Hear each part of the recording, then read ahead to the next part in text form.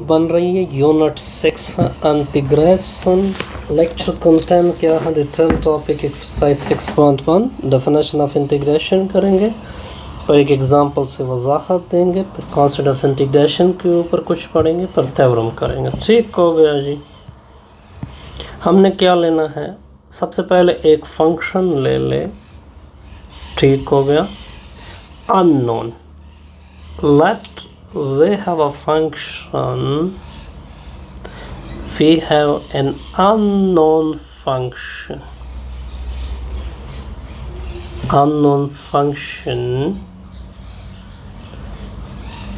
capital f of x।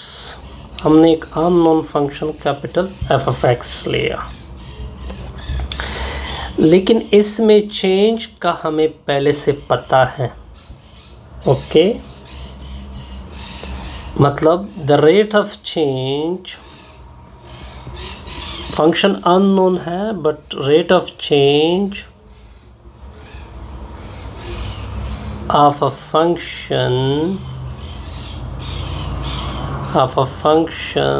Capital F of x और another word derivative is small F of X. Function unknown है लेकिन उसके change का हमें पता है। आई जब उसके चेंज का पता है तो इसका मतलब है कि अगर उसकी डेरिवेटिव ली जाए तो हमें क्या देगा, एफ ऑफ एक्स। यहाँ तक ओके। अब हम एक ऐसा प्रोसेस चलाएंगे ताकि इस फंक्शन के ऊपर आ जाए। ठीक हो गया। देन द रिवर्स प्रोसेस हमने रिवर्स प्रोसेस चलाना है। The reverse process is to give the unknown function। वो हमें क्या देगा, अननोन फंक्शन देगा, which is called, unknown function क्या देगा, capital F of x, which is called anti derivative, जिसको एंटी डेरिवेटिव बोलते हैं और एंटी डिफरेंशिएशन भी बोलते हैं, या इसको बोलते हैं इंटीग्रेशन। मोटे अल्फाज में कोई कंफ्यूजन नहीं। यानी फॉर एग्जांपल चेंज आपके पास है, चेंज से दोबारा फंक्शन के ऊपर आ जाइए तो वो आपका क्या कहलाएगा। ओके, अब मैं एक एग्जांपल से काम लूँगा। अब देखें, आपको डेफिनेशन कहते हैं example 1, find the antiderivative of this function. ठीक हो गया। देखिए, हमने क्या डेफिनेशन की थी कि capital F of x anti derivative होगा। ठीक होगा। ये एंटी डेरिवेटिव तब होगा अगर उसके चेंज का हमें पता हो जाए। ठीक हो गया। इसका मतलब है कि इसमें चेंज अब क्या है, एफ ऑफ एक्स की सूरत में है। अब इसका मतलब है कि एफ डैश ऑफ एक्स क्या है, एक्स स्क्वायर के इक्वल है। ठीक हो गया। सोल्यूशन मैंने बता दी। आपको चेंज का पता है क्योंकि स्मॉल एफ ऑफ एक्स हम चेंज के लिए यूज़ करते हैं। कैपिटल एफ ऑफ एक्स, यानी कैपिटल एफ ऑफ एक्स किसकी इक्वल था, अगर आपको याद हो ऊपर, एफ ऑफ एक्स की इक्वल, यानी कैपिटल एफ ऑफ एक्स में जो चेंज होता है वो स्मॉल ऑफ एफ एक्स में हमने नाम दिया था। अब देख के अब हम इसकी वैल्यू क्या रखेंगे, एक्स स्क्वायर रखेंगे। अच्छा, यहाँ तक तो ओके हो गया। अब देखिए, हमने इस चेंज को हटाना है। हमने तो कैपिटल एफ ऑफ एक्स, जिसको हम क्या बोलेंगे, एंटी डेरिवेटिव। क्या बोलेंगे, एंटी डेरिवेटिव। हमने तो चेंज को हटाना होगा। अब इसके लिए ऐसा कौन सा फंक्शन है यानी ओरिजिनल जो function capital F of x है वो कौन सा है। ठीक हो गया। हम क्या कर लेते हैं, तो देखें इस कैपिटल ये जो डैश है इसको मैं इस तरह भी लिख सकता हूँ, यहाँ तक ओके हो गया। अब इसमें एफ ऑफ एक्स की जगह क्या रख सकता हूँ। अगर मैं एफ ऑफ एक्स की जगह रखूँ एक्स क्यूब ओवर 3, तो इसे क्या आ सकता है एक्स स्क्वायर। इसका मतलब ये बना कि जो कैपिटल एफ ऑफ एक्स है, जो चेंज के बगैर, जो चेंज से आया है, ठीक है, वो किसकी इक्वल है x cube by c. And this is the antiderivative, this is called antiderivative of small F of x. देखिए यहाँ पे मैं दो चीज़ें आपको क्लियर करा देता हूँ। Number 1, capital F of x में यूज़ करूँगा एंटी डेरिवेटिव के लिए।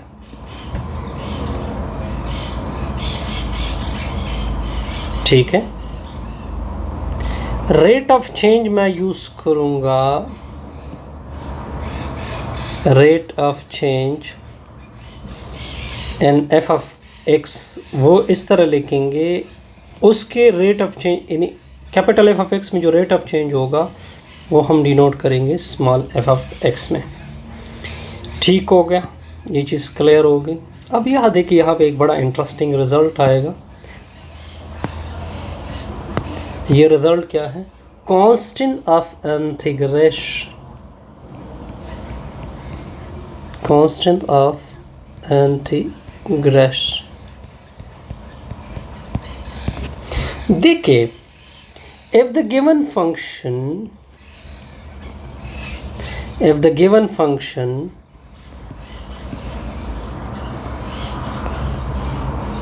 गिवन फंक्शन ऊपर की बात कर रहा हूँ एफ ऑफ एक्स की, ऊपर एफ ऑफ एक्स क्या था, एक्स स्क्वायर था, एग्जिस्ट, अगर उसकी एग्जिस्ट हो रही हो इन एंटी डेरिवेटिव, जैसे कि आपके सामने एंटी डेरिवेटिव एग्जिस्ट भी हो रही थी, क्या थी, एक्स क्यूब बाई 3 थी, देन एक्स क्यूब में, अब आपको x cube will not be only the derivative, ये ओनली एंटी डेरिवेटिव, इसकी ये ओनली एंटी डेरिवेटिव नहीं होगी। क्यों कहा मैंने ये, बिकॉज मैं आपको रीज़न दूंगा। हमें क्या गिवन था, capital F dash of x यानी एफ ऑफ एक्स क्या था, एक्स स्क्वायर था। इसकी हमने जब इसमें से चेंज हटाया, जिसको हमने एंटी डेरिवेटिव नाम दिया, वो क्या थी, एक्स क्यूब बाई 3 थी। वो किस तरह हम लेके आए थे, यानी अगर आपको याद हो थोड़ा सा ऊपर से, वो किस तरह हम लेके आए थे कि एफ डैश ऑफ एक्स किसके बराबर था, एक्स स्क्वायर के। फिर डैश को मैंने इस तरह से लिख दिया कैपिटल एफ ऑफ एक्स की सूरत में। फिर मैंने आपको कहा कि इसकी जगह क्या रखें, आप लोगों ने कहा कि सर अगर हम इसकी जगह एक्स क्यूब बाई 3 रखें तो इससे एक्स स्क्वायर आ सकता है, ये एक एंटी डेरिवेटिव हो गई। मान लो दिस इज़ कॉल्ड f1, यानी f1 ऑफ x की जगह मैं क्या रख सकता हूँ, एक्स क्यूब, जो कि एंटी डेरिवेटिव बनेगी। इसके अलावा अगर मैं एक्स क्यूब की जगह यानी एक्स क्यूब बाई 3 की जगह +1 रख दूँ, क्या रख दूँ, फिर भी क्या आ सकता है, एक्स स्क्वायर आ सकता है, क्योंकि इसकी डेरिवेटिव क्या हो जाएगी, 0 हो जाएगी। इसका मतलब है कि उस एक्स स्क्वायर के लिए एक और एंटी डेरिवेटिव आ गई। क्या एंटी डेरिवेटिव आ गई, एक्स क्यूब बाई 3 + 1। अच्छा, आप कहोगे कि सर ये तो 2 हो गए, कुछ और भी कर सकते हैं। अगर मैं उस एफ ऑफ एक्स की जगह एक्स क्यूब बाई 3 प्लस यानी -7 रख दूँ, आप कहोगे कि सर ऐसे दोबारा भी एक्स स्क्वायर आ सकता है। इसका मतलब ये एक और एंटी डेरिवेटिव आ गई। ठीक हो गया, क्या एंटी डेरिवेटिव आ गई। इसका मतलब है कि सर आप तो बहुत सारे एंटी डेरिवेटिव फाइंड कर सकते हैं। जी बिल्कुल, इस वजह से हम क्या कह सकते हैं, hence for the function for the function f of x equal to x has anti derivative, इसकी जो एंटी डेरिवेटिव होगी यानी इंटीग्रेशन आर, वो कैपिटल एफ ऑफ एक्स नाम देते हैं ना इंटीग्रेशन को, वो क्या होगी x³/3। चूँकि हम प्लस सी रख सकते हैं, क्यों रख सकते हैं, क्योंकि अगर इसकी डेरिवेटिव ली जाए तो हमें क्या मिलेगा, x² मिलेगा। क्या मिलेगा, इसका मतलब है इनफाइनाइट इंटीग्रेशन आप दे सकते हैं। कोई डिफ़िकल्टी, कोई कंफ्यूजन नहीं। अब इसके बाद हम एक थ्योरम पढ़ेंगे। अब देखिए ये बड़ी सिंपल सी थ्योरम आ रही हैं। कहते हैं एफ ऑफ एक्स और f of 2x are the derivative of the function f of x. ठीक हो गया, यानी मतलब ये बना कि f1 ऑफ x की अगर डेरिवेटिव ली जाए तो इसे f ऑफ x आएगा। मान लें इक्वेशन नंबर 1। अगर f ऑफ 2 की डेरिवेटिव ली जाए तो उससे भी क्या आएगा, f ऑफ x आएगा। क्लियर हो गया। अब हमारा टारगेट क्या है, हमारा टारगेट क्या है, देन द डिफरेंस बिटवीन, इसका मतलब है कि f of 1 of x minus f of 2 of x, जो रिज़ल्ट होगा वो एक कांस्टेंट आएगा किसी भी इंटरवल a और b में। देखते हैं, इस तरह करते हैं कि 1 में से 2 निकाल देते हैं। अब प्रूफ आसान है, यानी f1 dash of x minus f2 dash of x equal to f of x minus f of x. Left से लेफ्ट, राइट से राइट, तो f1 of dash of x minus f2 dash of x, इससे क्या बना, 0 बना। अब f1 of, ये f1 dash of x है, इसको मैं लिख सकता हूँ d/dx of f1 of x। इसको मैं लिख सकता हूँ f2 ऑफ x, लिख सकते हैं इक्वल टू 0। अब ये d/dx कॉमन कर ले, असल में हम डिफरेंस रूल यूज़ कर रहे हैं, लेकिन मैंने कॉमन का वर्ड आप लोगों के लिए इस्तेमाल किया, इक्वल टू 0। अब देख के अगर डेरिवेटिव अप्लाई हो, क्योंकि इससे कोई फंक्शन आएगा, मान लो लेट सपोज कर ले कि इसके इन दोनों के डिफरेंस का फंक्शन हमने पाई ऑफ एक्स मान लिया, तो d/dx of pi of x होगा इक्वल टू 0। किसी भी फंक्शन की डेरिवेटिव जब 0 हो तो वो फंक्शन क्या होता है, वो कांस्टेंट होगा, क्योंकि हमने पढ़ा है कि किसी भी फंक्शन की डेरिवेटिव जब ली जाए तो वो हमेशा क्या होगा, कांस्टेंट होगा। 0 हो तो वो कांस्टेंट होता है। पाई ऑफ एक्स को हमने क्या लेट लिया था, f1 of x minus f2 of x, इसकी वैल्यू क्या पड़ गई, कांस्टेंट। और हमने ये फाइंड भी करना था कि दो एंटी डेरिवेटिव के दरमियान जो फंक्शन होगा, यानी वो रिज़ल्ट आएगा, वो डिफरेंस हमेशा एक कांस्टेंट आएगी। क्या आएगी, एक कांस्टेंट आएगी। अब हमने एक रिमार्क पढ़ना है, ठीक हो गया। क्या पढ़ना है, रिमार्क देके the process of finding anti derivative. ये जो एंटी डेरिवेटिव के लिए आप फाइंड करते, the process of anti derivative, यानी जो एंटी डेरिवेटिव के लिए आप प्रोसेस यूज़ कर रहे हैं,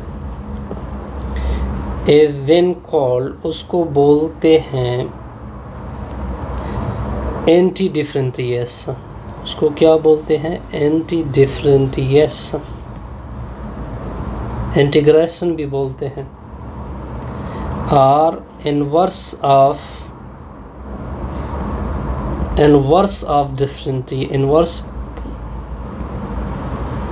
डिफरेंशिएशन भी बोलते हैं, और इसको इंटीग्रेशन भी बोलते हैं। अब प्रॉपर डेफिनेशन को हम सिंबॉलिक रिप्रेजेंटेशन देते हैं। क्या देते हैं? सिंबॉलिक रिप्रेजेंटेशन, इंटीग्रेशन को सिंबॉलिक रिप्रेजेंटेशन। देखिए, एफ द फंक्शन, कुछ लिखते हैं फिर इसके बाद F the function, if the function capital F of x is an antiderivative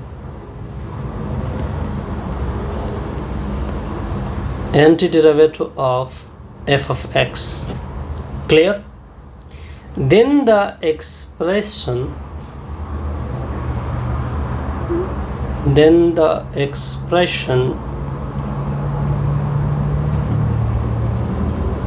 is an antiderivative. Yep. Is the derivative, derivative. In the expression f of x plus c is of course antiderivative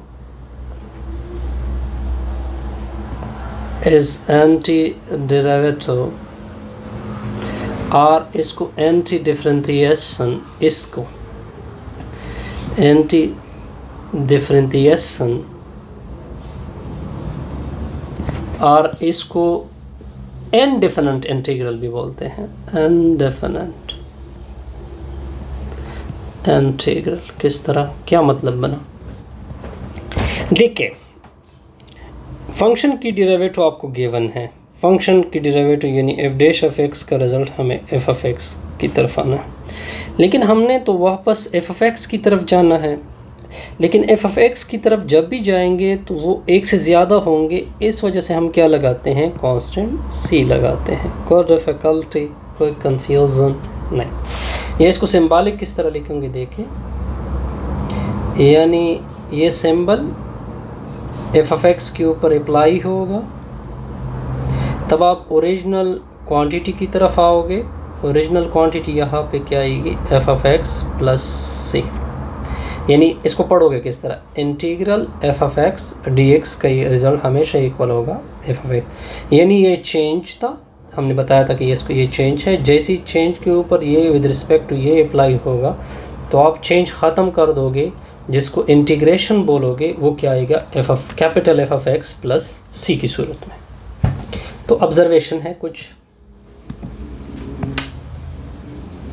अब मैं आपके सामने कुछ observation रख रहा हूँ। Observation, सबसे पहला ऑब्जर्वेशन क्या है? ये जो बार का सिंबल है, द सिंबल, इसके मुतालिक कह रहे हैं इस कॉल इंटीग्रल साइन। इसको क्या बोलते हैं? इंटीग्रल साइन बोलते हैं। इसको क्या बोलते हैं? इंटीग्रल साइन बोलते हैं। सेकंड ऑब्जर्वेशन, इसके अंदर जो है ये small F of x, where small F of x is called integrand. इसको क्या बोलते हैं? इंटीग्रेंड। ये भी क्या हो गया? थर्ड ऑब्जर्वेशन हम क्या कर रहे हैं? सिंबॉलिक के ऊपर ये जो dx है, इसका मतलब क्या है? वेयर द symbol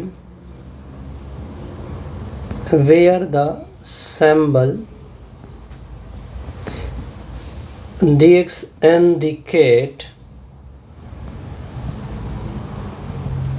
जिस तरह differentiation with respect to x होता है, इस तरह इंटीग्रेशन भी विद रिस्पेक्ट टू x और y होते हैं। इंडिकेट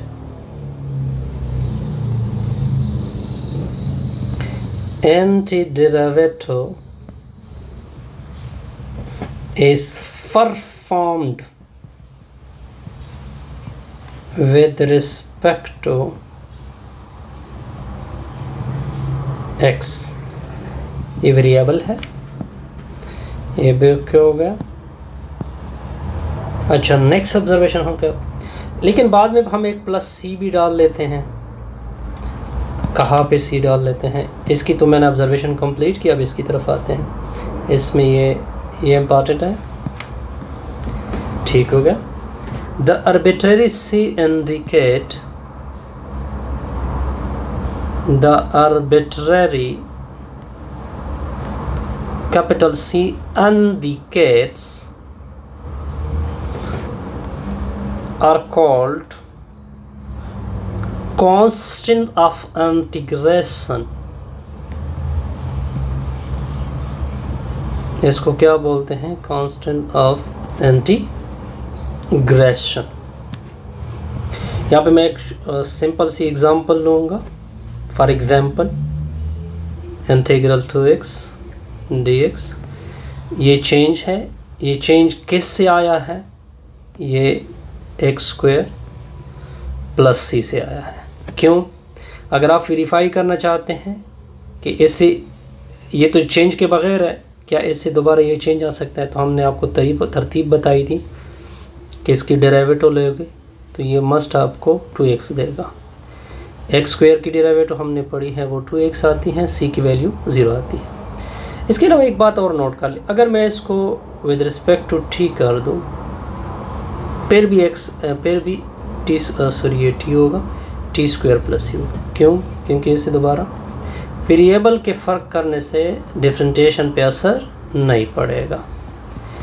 t² की वैल्यू 2t प्लस 0 यानी 2t।